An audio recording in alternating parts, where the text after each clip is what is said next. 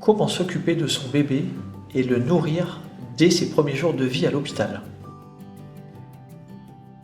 Vous pouvez compter sur toute l'équipe de professionnels de santé de la maternité pour vous accompagner et vous informer durant votre séjour. Si vous avez des doutes, des questions, besoin d'aborder certains points, vous pouvez en faire part à l'équipe qui sera à votre écoute et vous répondra.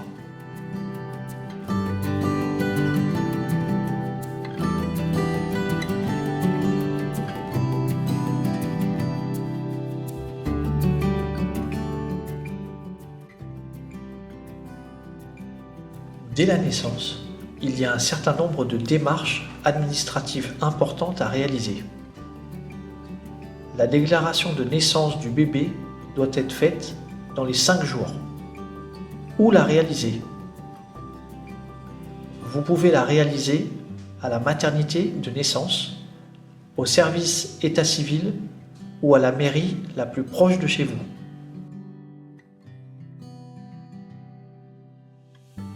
Un acte de naissance vous sera remis une fois la déclaration de naissance effectuée.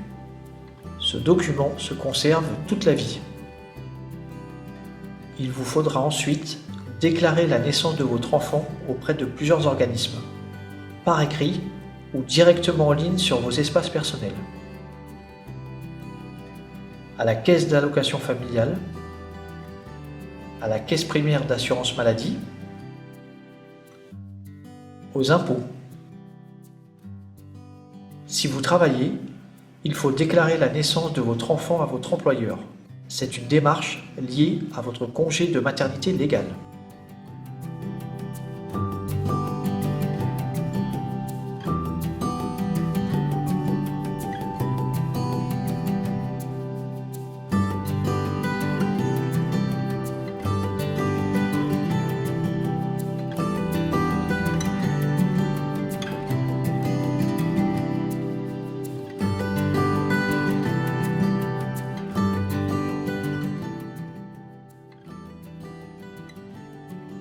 Après sa naissance, le carnet de santé de votre enfant vous sera remis par l'équipe de la maternité.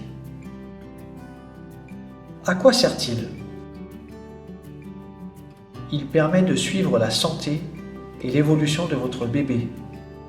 Il y sera noté toutes les informations importantes. Son poids, sa taille, ses vaccins, ses maladies.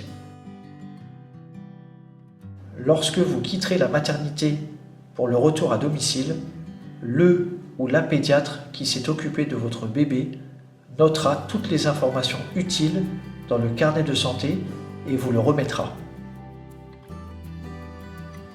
Vous devrez alors le conserver et l'apporter à chaque rendez-vous médical de votre enfant.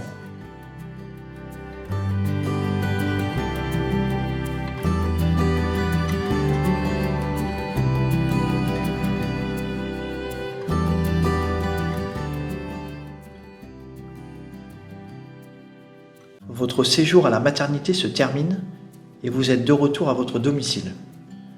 Vous allez alors prévoir des consultations pour le suivi de votre nouveau-né.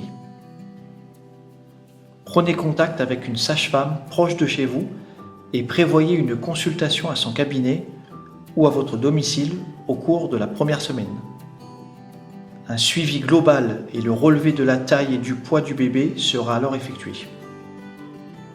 En parallèle, prévoyez une consultation avec un pédiatre ou votre médecin traitant dans les 15 jours après la sortie pour le suivi général du bébé et son premier vaccin. De la naissance jusqu'à l'âge de 16 ans, il y aura une vingtaine de consultations médicales pour votre enfant.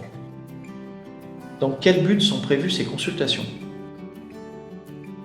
Elles ont pour objectif de contrôler et de suivre la croissance de l'enfant en observant son poids, sa taille, des maladies qu'il a pu contracter et pour surveiller le programme vaccinal.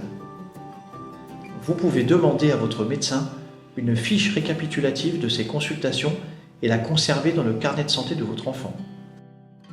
Petit rappel, n'oubliez pas d'apporter le carnet de santé de votre enfant pour chacune de ses consultations médicales.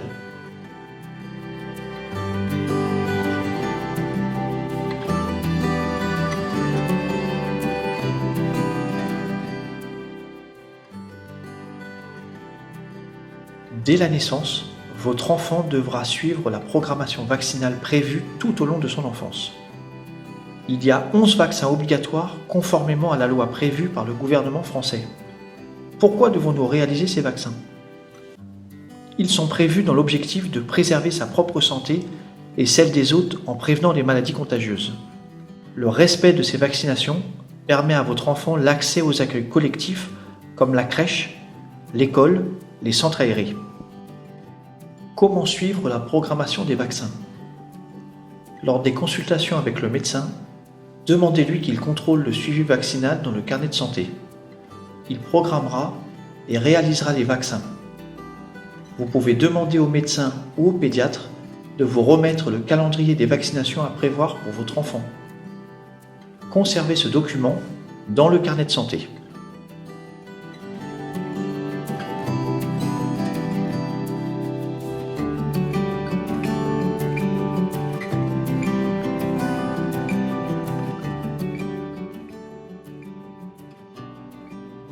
Prendre soin de la santé de son enfant et prendre également soin de votre propre santé.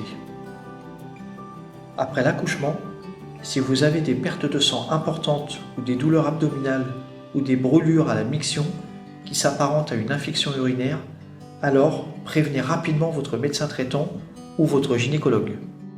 1 mois et demi après votre accouchement, vous devez prévoir une consultation avec votre sage-femme ou votre gynécologue pour faire un bilan de votre état de santé et faire un point sur le déroulement de l'accouchement. Après examen et une évaluation générale de votre état de santé, le professionnel de santé vous prescrira probablement des séances de rééducation du périnée à réaliser chez un kinésithérapeute ou une sage-femme. À quoi sert cette rééducation? Elle permet de retrouver un périnée tonique afin d'éviter les fuites urinaires.